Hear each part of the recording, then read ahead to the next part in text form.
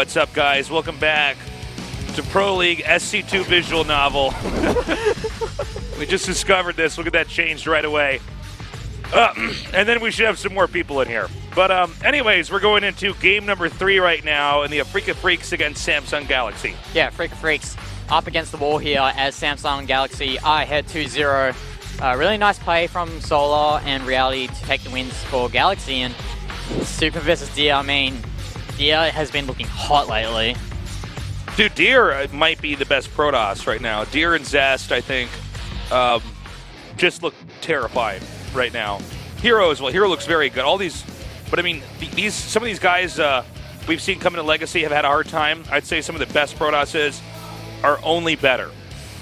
I mean, they're working off what Legacy of the Void has given them in new units, new spells, and it seems that these players are like really, they're smart and they're privy to what they have at their disposal. And as a result, we've seen these players that did really well on Harder Swarm compared to the players that really did well for Terran and Zerg remain at the top in terms of their race. Let's see how these two guys do. Now, Super, guys, I don't mean to knock on him. I think he's a good player, but I don't think he's in the same category as somebody like Deer. Yeah, I don't think Super is at that top tier of Protoss players that dominate their respective races. If you're somebody who studies Protoss intensely, you probably don't dig up Super's games immediately. Yeah, you would definitely give him a look, okay? I mean, there's times where Super does some funky builds that you might work off. As you can see here, like the last game Reality versus Billowy, we're all predicting Deer here, so no surprises. All right, guys, let's see what Super's got in store for us as we go into game number 3.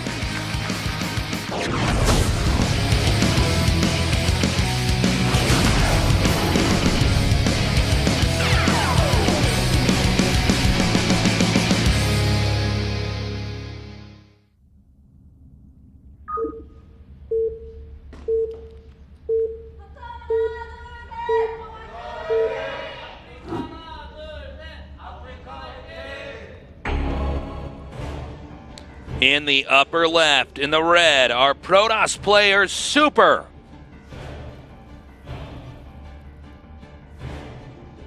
And in the bottom left, in the blue, Deer. It's going to take a super effort from Super to take this game out, but Ulrena, one of those funky maps. And we saw in the SSL last week, Classic against Patience. Patience doing a really nice build against Classic in Game 4, and as a result, he took that game out. Maybe we might see the same thing here from Super. I think this map may benefit Super.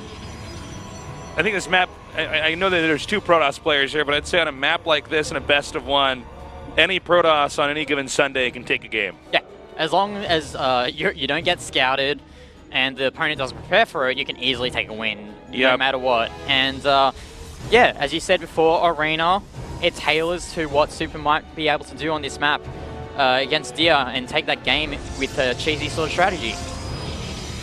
So let's see what he's got in store for us here. Now, granted, Deer, being a veteran Protoss player, the very best of the best, is going to know that. But I'm curious. Now, Super, I kind of thought this was going to look like the opposite GTR. Yeah. I thought we would probably see Super opening like Deer and Deer opening like Super. Yeah, I thought, here, you know? I thought that Super would be the one going on aggressive, but it looks like that Deer is going to go for those early 2 gates, and Super going to take that early Nexus along with the 1 gate, working off that 1 gate with the core, and we'll see how this game pans out from here. Yeah, we will just have to wait and see, man. Now, normally, when we see the core finish and they've done openers like this, we're going to see some early offense here. So we see the Stalkers coming out now with warp gates. And it's pretty clear at this point in time, Deer is really committing on 1 base.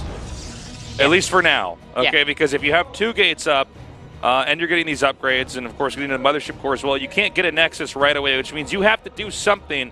Because if he doesn't attack and do damage, then Super is automatically ahead. So I'm curious to see how he handles this. Yeah, the point of the early 2 gate is to get those 2 Stalkers out to do damage to your opponent. And if these Stalkers don't do that much damage to Super in whatever way, shape or form, then Dia will be behind because Super does have that Nexus behind this, and we'll just have to see how well Dia uses these Stalkers that have just come out. It looks like he's just going to use it defensively and takes his own Nexus and tries to play catch-up. Yeah, now let's see how this game goes from here. Now, with the Nexus starting already, Super's pumping workers out of 2 Nexuses instead of 1, so I'm very interested in seeing how the rest of this game actually pans out. Uh-oh, all right, now, this is actually a problem, buddy.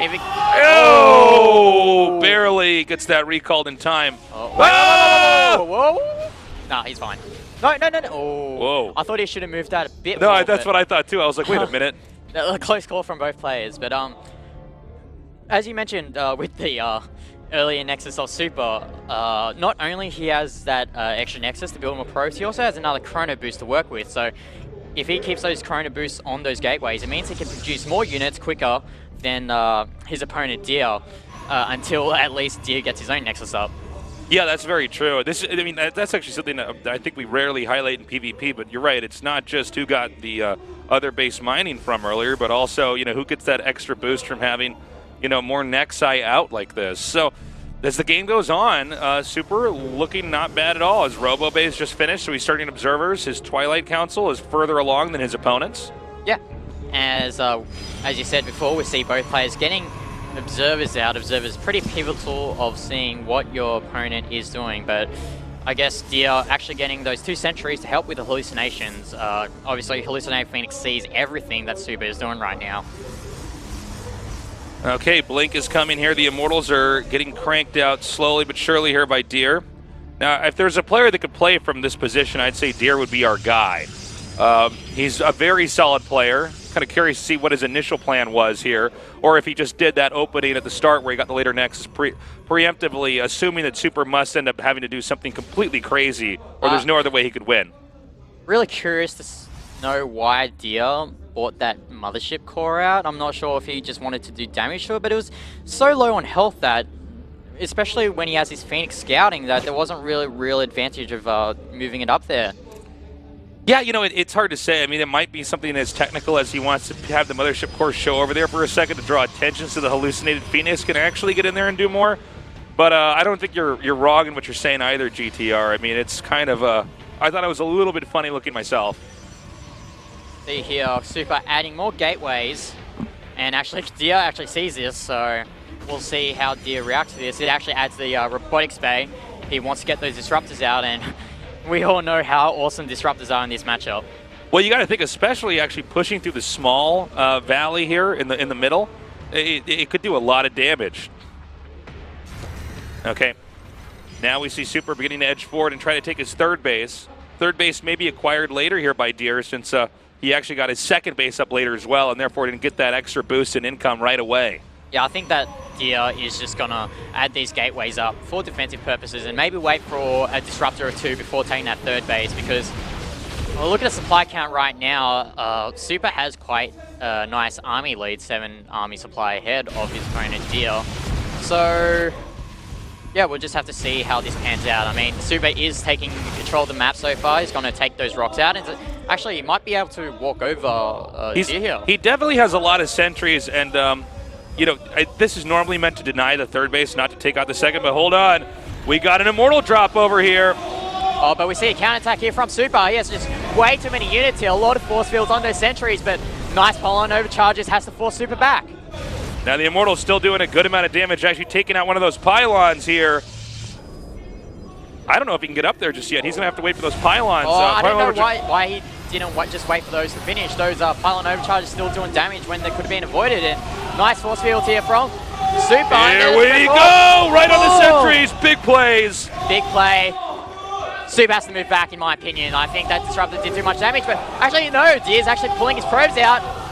I don't think he needs to pull his probes. I mean, that's enough Stalkers Well, I think if he gets rid of that Immortal down there, then he just wins the game, because this Immortal's already doing too much damage. Yeah. Because you got to bear in mind that he's been warping in units this entire time to break the front.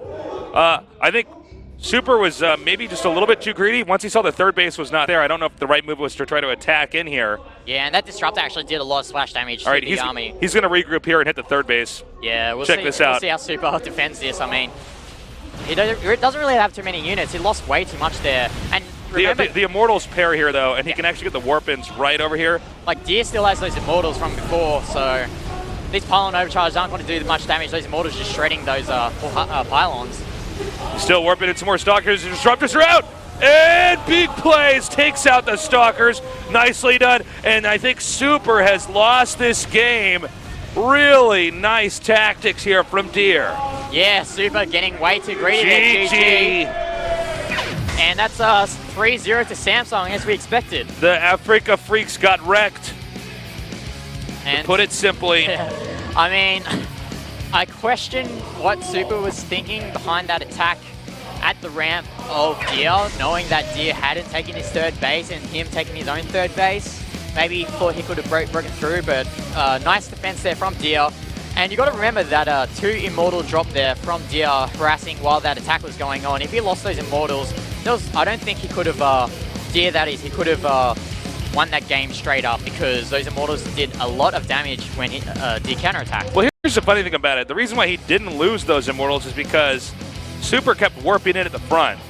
So Super was confident that he would actually just break him because of the absence of the Immortals. But the 3 pylons, the Photon Overcharge on the 3 pylons, and then the fact that he just kept on warping in, and he had Blink done as well, he was just able to outmaneuver his opponent, and eventually there were too many workers picked off. And after that, I think that there was just way too many losses suffered there for Super. So nicely done there by Deer. Not the game I expected it to look like, but definitely a pleasing result to see. Some excellent play coming out there from Deer. So guys, we don't even have game number 4 or 5. We're going to be going into our second series right away. Yep, so we'll be going straight into MVP against KT Rollstar. As we see here, the results though for this matchup, Afreeca 0 to Samsung Galaxy 3. And we don't get to see Bomber, which is unfortunate. Yeah, I was curious to see how he would play here. He's been a little bit of a... enigma. Yeah, well, he's just been AWOL, man. He's been absent. I think the problem is that Legend's been always sending Bomber out for the 4th match, and it doesn't even get to that point, so... Yeah, brutal series. I gotta say, Curious had a really close game. Billowy looked good until, you know, we got far and long enough that, you know, Reality could really flex his muscle in the late game. And Super, it's been consistent with Super. He seems to be